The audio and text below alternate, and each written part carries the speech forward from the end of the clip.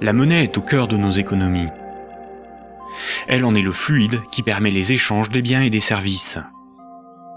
Les biens, ce sont les objets physiques qui ont un prix, comme de la nourriture, des outils, de l'immobilier, des objets de la vie courante, des véhicules, de l'électronique.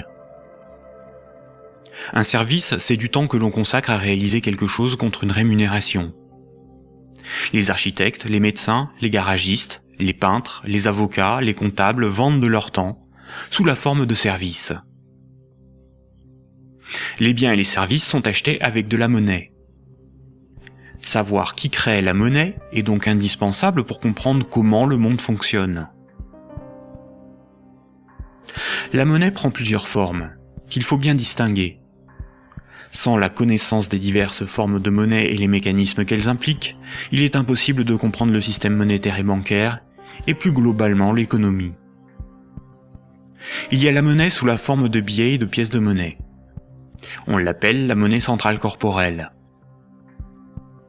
C'est celle que vous pouvez retirer au guichet ou au distributeur automatique de billets de votre banque. On peut la toucher, on peut partir avec, on peut physiquement la détruire. On l'appelle aussi monnaie manuelle, liquide ou espèce. Elle est fabriquée par la Banque centrale. En dehors de la Banque centrale, personne n'a le droit de fabriquer des billets et des pièces de monnaie. La Banque centrale est une institution missionnée par l'État, ou les États d'une zone monétaire, pour fabriquer les billets et les pièces de monnaie. Elle a aussi pour mission de favoriser le bon fonctionnement de l'économie. Son but n'est pas de faire des profits, mais d'appliquer la politique monétaire.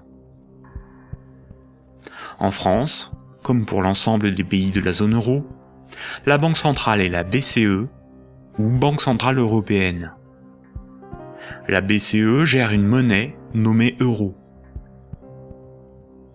Et puis il y a un autre type de monnaie, beaucoup moins connu.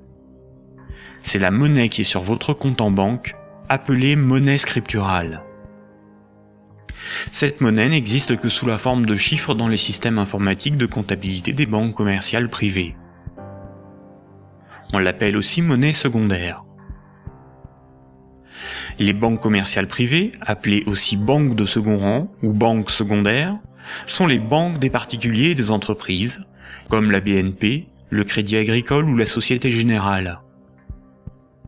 Ce sont des entreprises privées dont le but est le profit. Les banques commerciales privées sont les distributeurs des billets et pièces de monnaie. Ce sont des intermédiaires, des commerçants, qui font le commerce de la monnaie centrale. Elles ont développé un substitut à cette monnaie, qui est la monnaie secondaire ou monnaie scripturale privée. Elles réalisent la gestion des moyens de paiement tels que les chèques, les cartes bancaires, les virements et les prélèvements.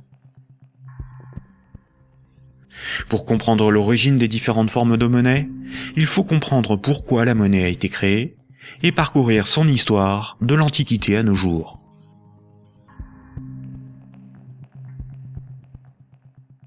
L'histoire de la monnaie s'étale sur des milliers d'années. La plupart des gens pensent que la monnaie remplace le troc. Le troc est le fait d'échanger un bien contre un autre. Par exemple, lorsque Paul et Jacques se rencontrent, Paul voudrait échanger 5 salades contre 10 kilos de pommes de terre. Sauf que si Jacques n'accepte pas de salade en échange de ses pommes de terre, il accepterait quelque chose d'autre, une denrée dont tout le monde a besoin. La monnaie serait apparue spontanément par la sélection de marchandises parmi les plus pratiques et les plus recherchées pour ces échanges immédiats. Dans un premier temps, le riz, l'avoine ou les animaux auraient été utilisés comme monnaie jusqu'à l'apparition de monnaies métalliques, d'or ou d'argent, forme ultime de monnaie. Le crédit ne serait apparu que plus tard, quand de la monnaie fut accumulée pour être prêtée à ceux qui en avaient besoin.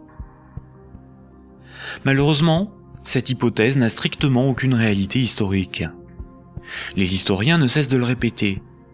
Ce n'est pas le troc qui apparut en premier, mais le crédit, c'est-à-dire la comptabilité des dettes, bien avant l'apparition de la monnaie. Le troc n'a pour ainsi dire quasiment jamais existé. Imaginons des paysans de l'Antiquité. Paul produit des salades qu'il récolte au printemps, et Jacques produit des pommes de terre qu'il récolte à l'automne. Jacques va emprunter 5 salades à Paul au printemps. Jacques doit l'équivalent de 5 salades à Paul. Ce n'est qu'à l'automne, 6 mois plus tard, que Jacques va le rembourser en lui donnant 10 kilos de pommes de terre. C'est la confiance qui permet ces échanges différés. On peut dire que Paul et Jacques se font confiance. Ils partagent un même principe moral qui est qu'une dette doit être honorée. Cela leur permet de se faire crédit. Quand Jacques demande des salades à Paul, il se sent redevable envers Paul. Jacques ne sera libre que quand il aura remboursé Paul des jours, des mois, des années plus tard, car il a une dette envers lui. Les hommes pouvaient se prêter des outils, des animaux, s'échanger des biens, mais aussi des services. Au-delà d'un certain volume d'échange, la parole donnée ne suffit plus à garantir la confiance, il faut consigner par écrit. On invente l'écriture. Alors il faut apprendre à lire, écrire et compter. On invente l'école. Il faut aussi avoir confiance dans la quantité, mesurer ce que l'on échange. On invente les étalons et la métrologie. Enfin, il faut aussi avoir un arbitre en cas de litige. On invente les tribunaux. Les communautés prenaient une unité de compte virtuelle, ou un étalon, pour donner un prix aux biens et aux services qu'ils s'échangeaient. Si 5 salades valaient 10 unités de compte, alors quand Paul donnait 5 salades à Jacques, il lui devait 10 unités de compte. On a retrouvé nombre d'objets servant de registre de dette. Des bâtons, des boules d'argile, des papyrus, des bouts de tissu, des figurines. Parmi les plus anciens registres figurent des centaines de milliers de tablettes d'argile de l'époque sumérienne où étaient tenus des comptes et consignés des dettes. Ces tablettes étaient gérées par des temples proches des marchés. Personne ne pouvait empêcher les hommes de se faire crédit. Les unités de compte nécessaires à donner un prix à ce qui s'échangeait n'étaient qu'indicatives. Il n'est pas nécessaire de se procurer ou d'acheter des centimètres à chaque fois que l'on mesure ce que l'on prête à autrui. Durant plusieurs milliers d'années, il n'y avait pas de monnaie, juste la comptabilité des dettes des uns et des autres et des communautés entre elles.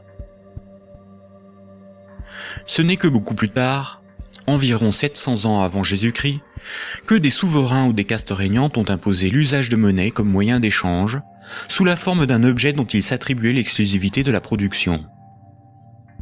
Ils émettaient la monnaie, généralement des pièces d'or, d'argent ou de cuivre, payaient leurs soldats avec, et menaient des guerres pour conquérir de nouveaux territoires. Pour se procurer nourriture et équipement, les soldats imposaient par la force aux paysans et aux marchands cette monnaie comme paiement. Le pouvoir récupérait ensuite de cette monnaie lors de la perception des impôts. Comme tout le monde devait disposer de monnaie pour payer les impôts, elle devenait rapidement la monnaie officielle. Elle était acceptée comme paiement et elle se diffusait dans la communauté. Le pouvoir pouvait donc acheter nourriture, marchandises et richesses grâce à la monnaie qu'il produisait lui-même. Tant que l'on avait une dette, on n'était pas libre. On risquait de devenir l'esclave de son créancier ou d'être emprisonné si on ne s'acquittait pas de l'impôt. C'est la servitude pour dette. Et c'est pour ça qu'une monnaie employable pour payer une dette ou un impôt a un pouvoir libératoire. La monnaie a donc été créée par des castes régnantes, des souverains, pour extorquer une partie de la production des populations, vivre et s'enrichir sans travailler. C'est par ce principe que des empires se sont bâtis. Historiquement, le troc n'était pratiqué que durant les périodes de chaos et de conflits, lorsque la monnaie venait à manquer. Au Moyen Âge, avec le développement du commerce, les métaux précieux comme l'or ou l'argent étaient devenus une monnaie internationale. Il était risqué de posséder et transporter ces métaux précieux. On risquait de se les faire dérober. À partir du XVIIe siècle, les marchands de Londres et de Stockholm commencèrent à confier la garde de leurs métaux précieux aux orfèvres, les négociants en métaux précieux. En échange, les orfèvres leur donnaient un reçu, un certificat de dépôt nominatif qui permettait à son détenteur de récupérer à tout moment son métal précieux. Lors des retraits, les orfèvres demandaient une petite somme pour le service de stockage rendu. Les boutiques des orfèvres devinrent des coffres fort bien gardés. Puis ces certificats sont devenus non nominatifs. Il était simplement inscrit dessus le poids de métal précieux qu'ils représentaient. Les marchands se mirent à se payer non pas en métal précieux, mais avec ces certificats. La monnaie papier était née. Les orfèvres constataient que les marchands laissaient leurs métaux précieux dans leurs coffres. Ils eurent donc l'idée de prêter ces métaux précieux à d'autres marchands pour développer leur commerce. Mais plutôt que de prêter les métaux précieux entreposés dans leurs coffres, les orfèvres émettaient des certificats papier.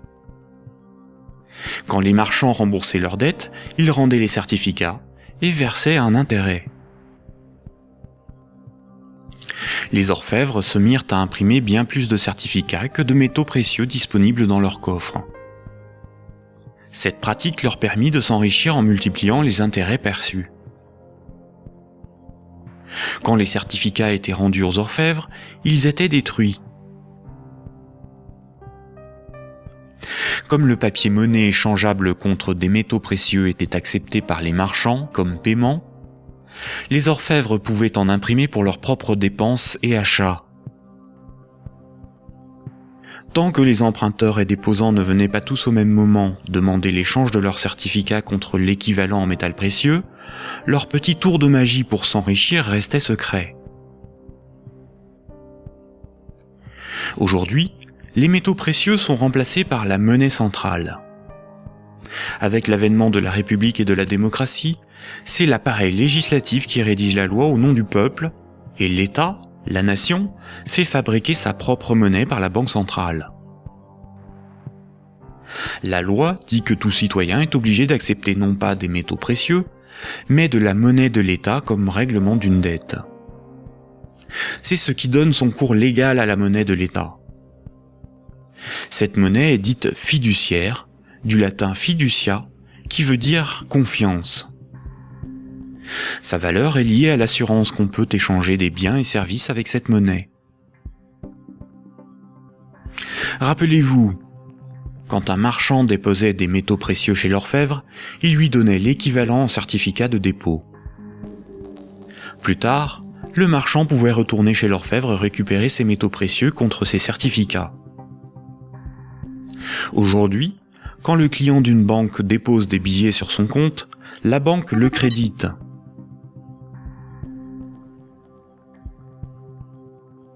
Il lui est possible de les retirer de son compte plus tard.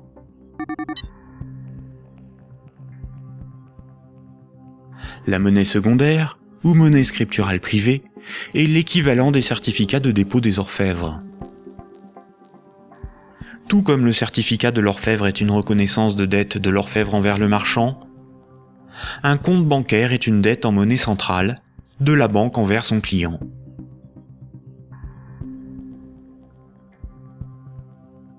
Du temps des orfèvres, quand les marchands se payaient en métaux précieux, c'est comme lorsqu'aujourd'hui, on paie les commerçants avec de la monnaie centrale, des billets de banque.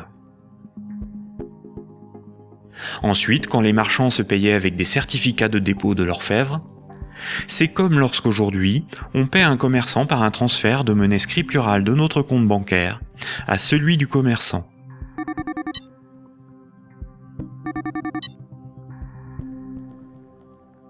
Rappelez-vous aussi que quand l'orfèvre faisait crédit, qu'il prêtait des métaux précieux, il émettait bien plus de certificats de dépôt que de métaux précieux disponibles dans ses coffres. Quand les marchands le remboursaient, il détruisait ces certificats. C'est la même chose aujourd'hui avec la monnaie scripturale privée. Quand une banque accorde un crédit, elle crée de la monnaie scripturale sur un compte à partir de rien. Et elle en crée bien plus qu'elle ne dispose de monnaie centrale dans ses coffres. Et quand son client rembourse son crédit, elle détruit la monnaie scripturale. C'est ce qu'on appelle la création monétaire et la destruction monétaire.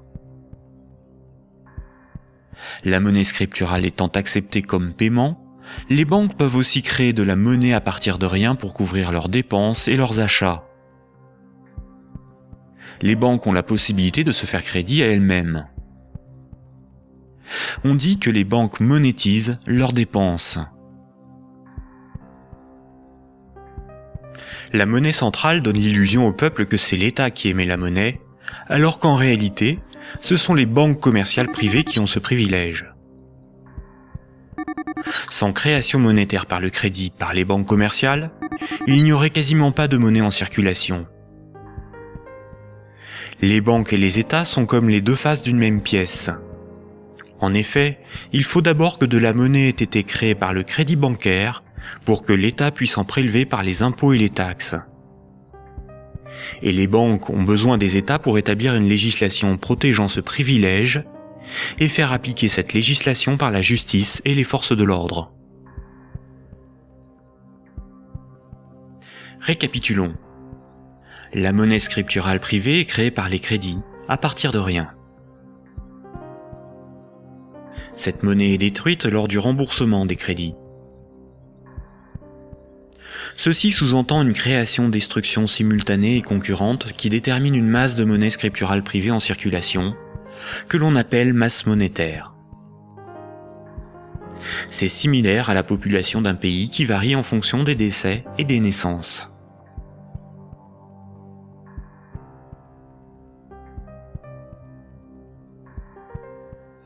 Trois citoyens et un banquier échouent sur une île déserte au beau milieu de l'océan. Ils s'organisent et décident de créer leur propre monnaie, qu'ils appellent euro. Le banquier fonde l'unique banque commerciale privée de l'île. Comme cette banque est nouvelle, les trois citoyens n'ont rien sur leur compte. Ils ne peuvent pas s'échanger et se vendre ce qu'ils produisent. Ils ont bien des marchandises à se vendre, mais aucune monnaie pour les payer.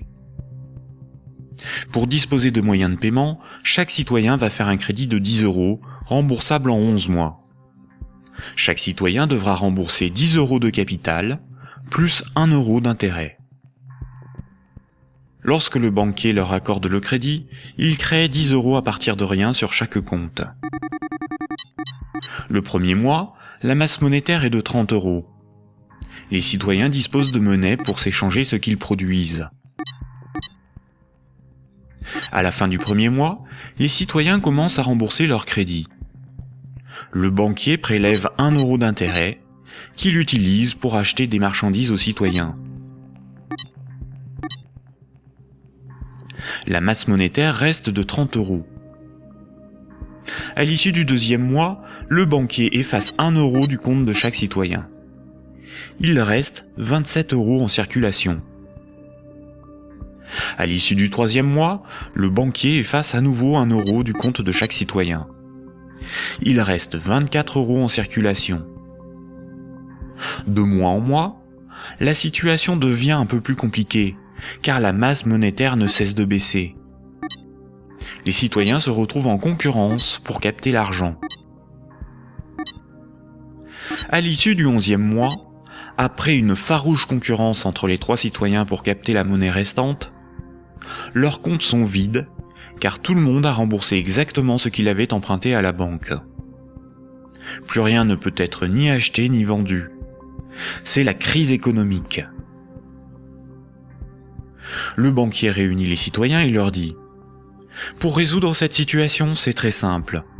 Vous n'avez qu'à m'emprunter à nouveau de l'argent. » Les citoyens acceptent. Ils font tous à nouveau un crédit de 10 €. À la fin du premier mois, le banquier prélève 1 € d'intérêt, qu'il garde pour lui car il a tout ce qu'il lui faut. Au fil des mois, le banquier supprime les euros correspondant au remboursement des crédits. Comme les intérêts n'ont pas été dépensés par le banquier, c'est au bout du 10e mois seulement que les comptes des trois citoyens sont vides. Il n'y a plus de monnaie en circulation, et pourtant il manque 3 € pour rembourser la totalité de leur crédit. Le banquier réunit les citoyens et leur dit « Il y a une manière très simple de repousser le moment où vous serez à zéro sur vos comptes. Vous n'avez qu'à m'emprunter régulièrement de l'argent, bien avant que la masse monétaire ne baisse trop et que l'économie ne s'arrête. Et pour compenser les intérêts que je ne dépense pas, il vous suffit de m'emprunter à chaque fois quelques euros de plus. Les citoyens acceptent. Désormais, ils sont en permanence endettés, sinon la monnaie disparaît et l'économie s'arrête. Ils appellent cela la croissance. Mais comme ils sont endettés, ils se mettent à produire toujours plus pour rembourser le banquier, bien au-delà de leurs besoins réels. Ils ne produisent pas pour avoir de quoi se vêtir, se nourrir ou se loger. Ils produisent pour avoir l'argent nécessaire pour rembourser leur crédit. L'argent est devenu le moteur de leur vie, et non ce dont ils ont besoin pour vivre. Ce système permet au banquier de ne rien produire. Il passe son temps à gérer ses comptes, à créer de la monnaie puis à la détruire. Avec la monnaie qu'il fabrique, il achète ce dont il a besoin aux citoyens. Rapidement, les ressources naturelles de l'île viennent à manquer. Il n'y a plus de bois, plus de gibier, plus d'eau, plus de terre pour produire toujours plus. La croissance a épuisé les ressources naturelles et détruit l'environnement. Cette petite histoire met en valeur de réalités tout à fait surprenantes. D'une part, les sommes dues aux banques sont globalement supérieures aux sommes disponibles pour les rembourser. D'autre part, si tout le monde remboursait ses dettes, il n'y aurait quasiment plus de monnaie en circulation dans le monde. Tous les comptes seraient vides, tous les billets et pièces de monnaie disparaîtraient. Le système monétaire fonctionne comme un système pyramidal. Pour payer les crédits en cours de remboursement, il faut que de nouveaux crédits soient accordés. Sinon, la monnaie se raréfie et certains emprunteurs sont dans l'incapacité de rembourser leurs crédits.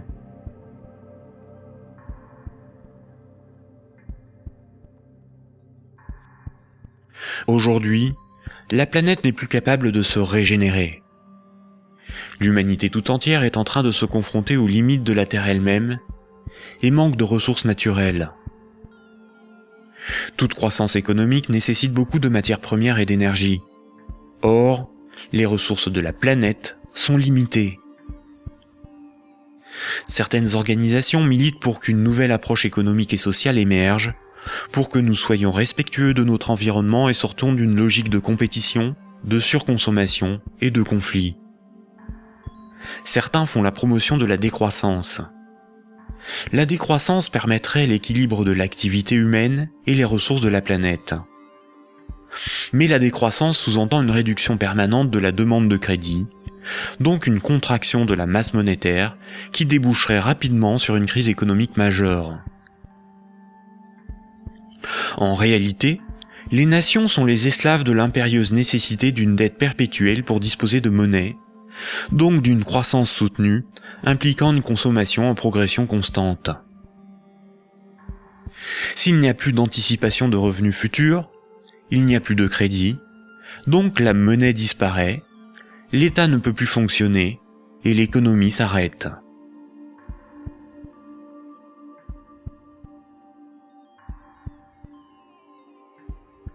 La monnaie en circulation est créée par les banques contre intérêt lorsqu'elles accordent des crédits et détruite lors du remboursement des crédits. Ce cycle monétaire garantit aux banques une rente perpétuelle. Les créanciers sont les banques et le secteur financier, et les débiteurs sont le reste du monde. Notre système économique n'est en rien libéral, puisque nous sommes dépendants des banques pour réaliser le moindre échange économique. Nous ne sommes pas libres de ne pas être endettés. La rareté de la monnaie organise la concurrence entre les individus, entre les entreprises, entre les nations. Les banques créent la monnaie en fonction de leurs propres intérêts et non en fonction de l'intérêt général. Les conflits armés sont plus lucratifs que la diplomatie. La concurrence, plus dépensière que la coopération. La spéculation plus rentable que le social.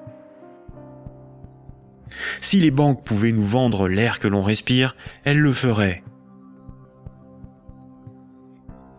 Pour certains philosophes des siècles passés, voici l'ordre naturel des choses. Le divin représente l'ordre supérieur. L'ordre moral est guidé par le divin, par le sacré. L'ordre politique est guidé, lui, par la morale. Et la finance, elle, est au service de l'ordre politique. Mais si la monnaie n'est plus le reflet des échanges économiques de ceux qui créent les richesses réelles, mais le moyen par lequel ces richesses réelles sont échangées, l'argent devient le maître du monde. Une inversion des ordres s'opère. Le divin est remplacé par l'argent. N'a de valeur que ce qui a un prix. Les marchés font office de morale. Rien ne doit enfreindre les lois du marché, bénéfiques pour l'humanité. La finance est au service des marchés. Les financiers sont les nouveaux prophètes. Ils défendent l'immanente main invisible. La politique et l'État sont au service de la finance, car ils en sont dépendants. Ils sont forcés de défendre les intérêts de la finance au détriment de ceux des peuples. Frédéric Bastiat, économiste politique au XIXe siècle, disait ceci: « Quand le pillage devient un moyen d'existence pour un groupe d'hommes qui vit au sein de la société, ce groupe finit par créer pour lui-même tout un système juridique qui autorise le pillage et un code moral qui le glorifie. »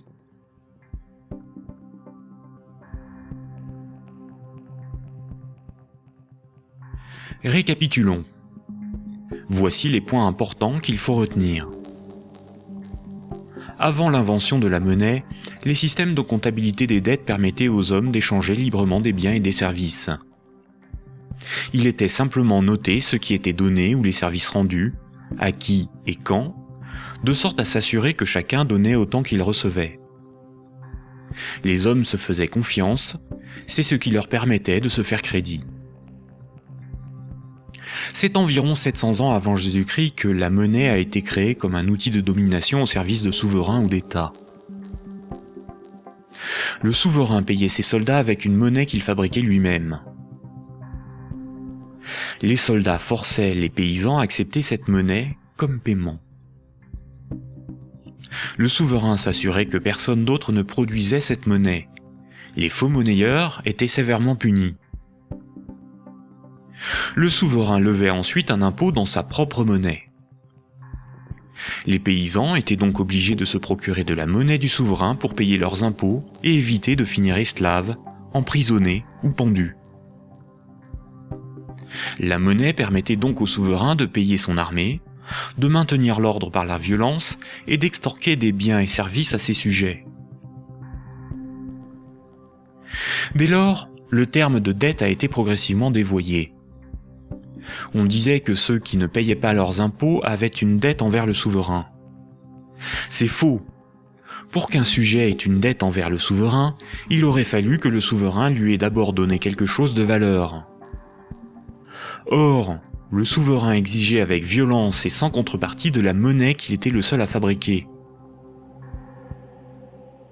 Le mythe de la monnaie remplaçant le troc masque le fait que celui qui a le pouvoir de créer la monnaie peut s'approprier le travail d'autrui sans contrepartie. De nos jours, les institutions qui créent la monnaie sont les banques commerciales privées dont le but est le profit. Elles créent la monnaie lorsqu'elles accordent des crédits, et elles détruisent la monnaie lorsque les emprunteurs remboursent leurs crédits. En fonction de leur bilan, les banques créent aussi de la monnaie à partir de rien pour leurs propres dépenses. Quand, par exemple, on demande du pain à quelqu'un, il est bien normal de le lui rendre plus tard. On a une dette envers cette personne.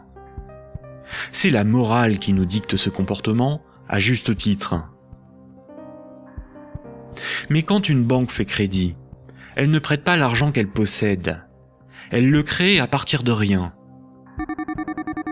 Quand un emprunteur est endetté vis-à-vis d'une banque, la banque ne lui a rien donné. Elle exige pourtant qu'on lui rende quelque chose qu'elle ne possédait pas avant d'accorder le crédit, majoré d'un intérêt pour le service rendu. C'est parce que la loi protège ce privilège qu'elles peuvent contraindre les emprunteurs à rembourser leurs crédits, quitte à saisir leurs biens et à les envoyer en prison. Il s'agit là d'un rapport de force. Les soi-disant dettes issues des crédits bancaires sont un moyen par lequel les banques extorquent une partie de notre travail contre une création de monnaie temporaire. En associant la notion de dette avec le crédit bancaire, cette pratique a été moralisée et donc normalisée.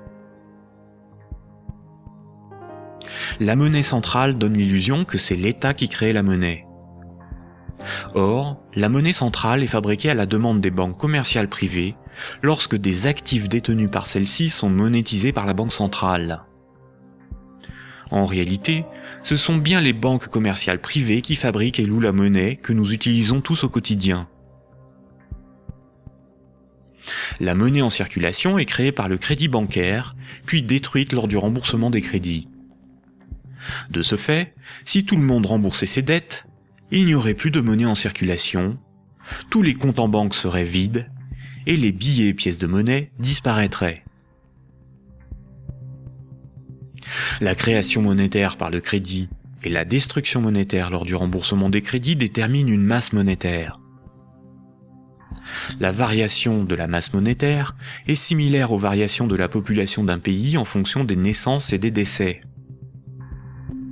Quand la masse monétaire diminue parce qu'il n'y a pas assez de crédits accordés par les banques commerciales privées, il y a moins d'argent en circulation dans l'économie, car la monnaie est détruite par le remboursement des crédits en cours.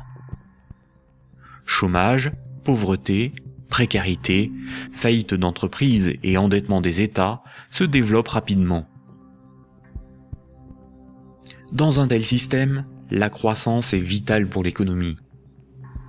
Les entreprises, les particuliers et les États s'endettent auprès du système bancaire pour assurer une augmentation constante et exponentielle de la masse monétaire. S'ils n'empruntent plus, ou que les banques n'accordent plus de crédit, comme c'est le cas depuis la crise financière de 2008, la monnaie disparaît à cause de la destruction monétaire et une grave crise économique survient rapidement. Sans dette, il n'y a pas de monnaie.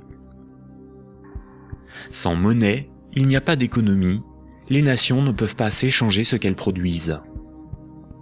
Donc sans dette, il n'y a pas d'économie. Ce système oblige l'ensemble de la société, des États, des nations, à être perpétuellement endettés et donc à enrichir les banquiers et la finance simplement pour disposer de monnaie pour leurs échanges économiques. C'est par ce principe que le système bancaire a servi le monde économique à son profit, sans contrepartie productive. Chaque crédit sert à acheter une maison, une voiture, une télévision, et induit la consommation d'énergie et de matières premières pour leur fabrication. La nécessité de toujours plus de crédit provoque la destruction de l'environnement, le pillage des ressources de la planète, la surproduction, la concurrence et le consumérisme. Tant que chaque unité de monnaie, chaque euro, sera issu d'un crédit bancaire, les banques gouverneront le monde et l'humanité pillera la planète et détruira l'environnement pour enrichir l'oligarchie financière. Imaginons ce que serait la monnaie du futur. Imaginons un micro-pays avec 2 citoyens. Paul et Jacques se rencontrent. Leurs comptes sont à 0. Paul a fabriqué une chaise.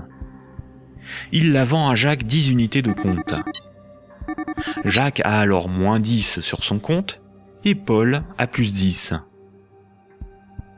Paul peut convertir 5 unités de compte en monnaie manuelle, en billets de banque. Ainsi, tant qu'ils sont dans leurs débits autorisés, personne ne peut empêcher Paul et Jacques de s'échanger ce qu'ils produisent. Leur débit autorisé est calculé en fonction de leurs actifs et de leur solvabilité, et représente le risque financier que doit assumer la société tout entière. La monnaie du futur est un jeu à somme nulle. Dans le futur, la monnaie sera représentative des échanges économiques réalisés et non ce qui les permet. Aujourd'hui, la monnaie ne fonctionne pas du tout comme ça. Ajoutons dans ce micro-pays une banque. Pour acheter la chaise de Paul, Jacques va emprunter à la banque les 10 € nécessaires pour la payer. Jacques devra rembourser ces 10 € à la banque et verser en plus 1 € d'intérêt qui n'existe pas. Après la transaction, Paul possède bien les 10 € nécessaires à rembourser la banque et il faudra bien que Jacques les récupère d'une manière ou d'une autre pour rembourser son crédit. Il devra vendre son temps ou fabriquer des choses à vendre pour récupérer les euros pour rembourser son crédit. Mais les 1 € d'intérêt n'existeront qu'à partir du moment où un nouveau crédit aura été demandé à la banque. On comprend donc plusieurs réalités. Paul et Jacques sont dépendants de la volonté de la banque d'accorder ou non le crédit pour s'échanger ce qu'ils produisent. Ils sont obligés malgré eux d'enrichir la banque en achetant de la monnaie temporaire qui sera détruite lors du remboursement des crédits.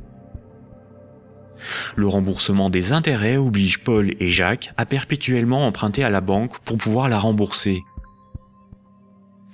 Ce système crée artificiellement un manque permanent de moyens de paiement qui débouche sur une concurrence accrue pour capter la monnaie en circulation. Paul et Jacques ont avant tout le problème de se procurer de la monnaie pour vivre. Il faut bien distinguer ce qui est au service de l'intérêt général et ce qui est au service d'intérêts particuliers. L'intérêt général, c'est l'intérêt du plus grand nombre, des nations dans leur ensemble. Les intérêts particuliers sont ceux des oligarques, des riches, des gens de pouvoir, des actionnaires, c'est-à-dire une minorité de personnes dans la société et à travers le monde. Prenons la monnaie. La monnaie sert des intérêts particuliers. Elle sert les intérêts de ceux qui la fabriquent, c'est-à-dire les banques commerciales privées et la finance, dont le but est l'enrichissement. La monnaie existe parce qu'il y a ce qu'on appelle des dettes. Ces dettes ne servent que des intérêts particuliers. La bourse et la spéculation, les marchés financiers, représentent très majoritairement des intérêts particuliers. La rémunération de l'épargne et des comptes courants des déposants, de l'homme de la rue, est marginale en comparaison des bénéfices engrangés par l'industrie financière. Le système politique, qui est censé défendre l'intérêt général, est forcé de protéger les privilèges des banques, des corporations et de la finance. Depuis les Lumières et la Révolution française, les régimes politiques basés sur l'élection de représentants ont été voulus parce qu'ils sont antidémocratiques. Ils permettent de défendre les intérêts de la classe supérieure et des élites par l'établissement de collusions toujours plus fortes entre la classe politique et les oligarchies financières et capitalistiques dont ils sont dépendants. La guerre est souvent financée par les riches et les banquiers. Seules des révolutions, des rébellions ou des révoltes se veulent véritablement au service de ceux qui les mènent. Les guerres, elles, ne servent que rarement l'intérêt général.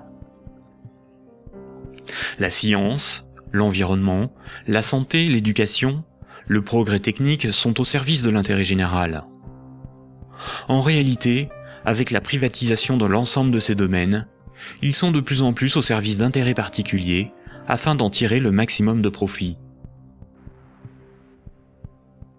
Pour s'opposer à ce mouvement mondialiste néolibéral consistant à privatiser et financiariser l'ensemble de l'économie, nous devons exiger 3 choses sans lesquelles rien ne changera. Premier point. Remettre la création monétaire au service de l'intérêt général. Tant que ce sont les banques qui décident de ce qui mérite d'être ou de ne pas être financé en fonction de leurs propres intérêts, le pouvoir politique et le libéralisme ne sont qu'illusions. Les banques ne sont pas là pour faire du social ou de l'investissement. Elles sont là pour faire des profits en prenant le moins de risques possible. Deuxième point. La création monétaire par le crédit à intérêt et la destruction monétaire lors du remboursement des crédits forment un système pyramidal obligeant l'humanité à détruire la planète pour le seul profit de la finance. Nous devons mettre en place un système monétaire permettant d'adapter notre niveau de vie aux ressources de la planète et garantir ainsi un environnement viable aux générations futures. Troisième point, instaurer un système politique réellement démocratique. Seule une véritable démocratie permettra de garantir que les deux premiers points sont durablement défendus. Contrairement à ce que les élites veulent nous faire croire, des peuples éclairés sont tout à fait à même d'établir une politique qui défend leurs propres intérêts et les intérêts des générations futures. Ces trois points sont intimement liés. Sans une monnaie réellement publique, le lobby bancaire aura toujours la capacité de faire plier les gouvernements et changer les institutions. Un régime réellement démocratique, où c'est le peuple qui vote lui-même les lois, permet à la nation de s'opposer à toute privatisation de la monnaie et est la garante du maintien de la finance au service de l'intérêt général. Une création monétaire publique et l'instauration d'une véritable démocratie sont indissociables, car l'un est le garant de l'autre. Voici quelques mouvements citoyens dont les propositions permettraient des évolutions majeures de la société. La monnaie permanente, le 100% monnaie ou smart. La monnaie permanente s'oppose à la monnaie d'endettement. Elle remplace la création monétaire privée. Elle permettrait la mise en place d'une politique réellement écologique et sociale. Accompagnée d'une véritable démocratie, elle rend leur souveraineté monétaire aux nations. Les systèmes d'échange locaux. Les CEL sont similaires au système de comptabilité des dettes sans monnaie de l'Antiquité. Ils sont totalement indépendants de l'euro, contrairement aux monnaies locales ou complémentaires. Si une monnaie locale ou complémentaire est créée en échange d'euros donnés à l'organisation qui les gère, elle ne provoque qu'un protectionnisme marchand à petite échelle. Le revenu de base est le dividende universel. Tout en bouleversant les rapports sociaux, il impose de repenser la notion de travail, de justice, et induit une refonte du système monétaire pour être appliqué à grande échelle. Le tirage au sort. Un parlement non élu, mais tiré au sort dans la population est un système par nature démocratique, incorruptible et parfaitement représentatif. Il s'inspire de la démocratie athénienne et des jurys populaires, évite les dérives électoralistes et institue l'impuissance des lobbies. La démocratie directe. Il s'agit de faire voter les lois par référendum. La Suisse, par exemple, par ses votations et son référendum d'initiative populaire contraignant, est très proche d'une démocratie directe. À nous de sensibiliser nos proches, nos concitoyens, nos décideurs, nos élites, sur les fondements du monde d'aujourd'hui, et de faire la promotion de ces alternatives économiques, financières et politiques essentielles au monde de demain.